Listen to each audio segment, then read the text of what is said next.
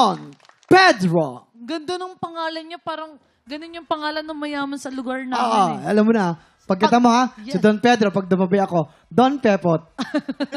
Eto naman, titignan natin kung masarap din pakinggan yung sasabihin ng ating mga Ayun na. inampalan. Hi, Sir Don. Hello po, ma'am. Grabe yung boses niyo po, bagay na bagay sa kanta. At etong kantang to, ang mahirap dito, yung kung gaano siya kababa, may mga notes na sobrang baba, biglang babanat ng paakyat naman. So yung laro ng notes, mahirap talaga siya, pero kuhang-kuha niyo po. Meron lang isa na medyo na-bother lang ako na kailangan kong itanong kay Sir Renz na since itong kantang to ay malungkot, gusto ko lang po makita na yung lungkot nyo. Kasi parang napapansin kong nakasmile po kayo. So, parang hindi lang siya nagtutugma dun sa mensahe ng kanta, dun sa expression nyo. So, yun lang. Very, very minor lang naman. Still, congratulations po. Thank you so much po. Don, yung boses nyo, kumbaga, tugmang-tugma dun sa kanta. Naalala ko tuloy si Senyor Basil Valdez sa interpretation nito ng kantang ito.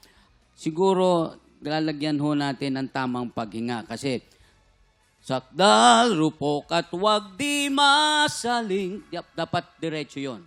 Wag hihinga sa D. Okay? Para guguo sa ihip ng hangin. Galing. Diretso dapat yon, di ba? Wag yung puputol dun sa... Kasi lagi kong na-emphasize ko ito na ang isang linya ng isang kanta may ibig sabihin. Kaya dapat wag puputulin. Kung ito'y mahaba, kailangan bago pa kantahin yung part na yon, kung mahaba nga siya talaga, hihinga kayo ng medyo malalim. Maganda ang interpretation nyo, pati yung mga bale, kuhang-kuha.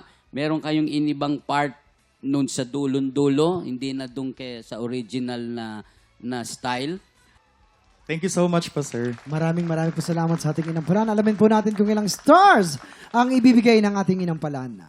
Sir Don, ito po ang aking mga bituin para sa iyo.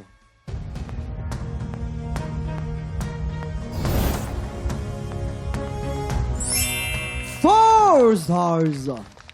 Don, ang stars na binigay ko sa iyo ay...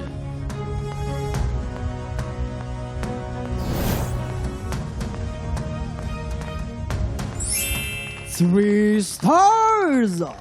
Salamat sa ating mga inampalan. Mamaya malalaman natin kung ilang stars ang binigay sa iyo ni Miss Hannah. Good luck po. Eto naman, kamustahin naman natin sila Mama Waki. We're fine here. Nakakatuwa lang. Iniisip lang namin kung yung mga teachers namin ganyang kagagaling kumanta. Ano kayo pagsisigawan namin. Ang galing ng teacher namin! Oy, oo, maraming mga talentado talagang mga teachers. Oo. Sobra. Pati Mabuhay. feeling ko yung mga PE teacher yung magagaling sumayaw yung mga. Yes. Mabuhay kayo! Yes, mabuhay mga guro. At mga tiktropa, kung gusto mo ring i-represent ang trabaho o industriya mo, tara na't mag-audition ka na. Mga tiktropa, ito na yung pagkakataon mo kung ikaw ay 18 to 50 years old at palaban ka sa kantahan. Sugod na po sa ating weekly auditions para sa kompletong detalye. I-follow lamang ang official Facebook page ng TikTok Lock. Go na mga tiktropa. Halika na, mag-audition na. At sino kaya ang makakakuha ng mas maraming bituin at lalaban sa kampiyon na si Venus Pelobelo?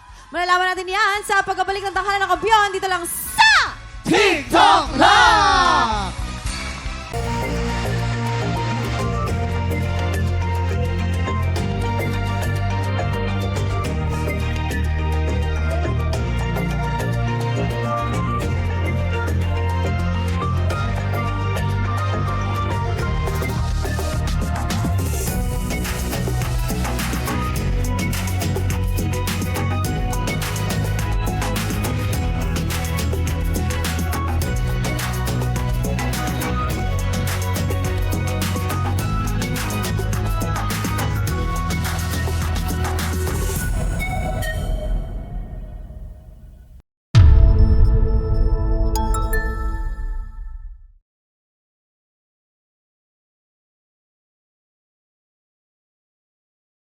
TikTropa, pinanood mo hanggang sa dulo itong video na to? Very good ka! For more happy time, watch more TikTok Lock videos on our official social media pages and subscribe to GMA Network official YouTube channel.